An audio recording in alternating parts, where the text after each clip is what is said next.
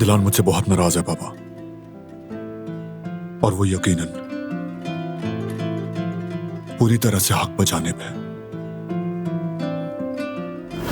क्या तुम फिर से मुझे घर में कैद कर दोगे? अगर इस दरवाजे से बाहर गई तो दोबारा वापस नहीं आ सकोगी।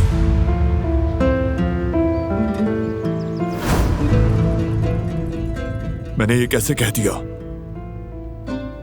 संभालो खुद को, जो होना था वो हो चुका।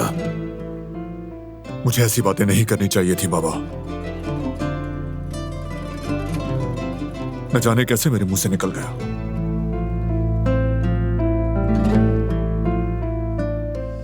और मैंने कुछ सोचकर कहा भी तो नहीं था।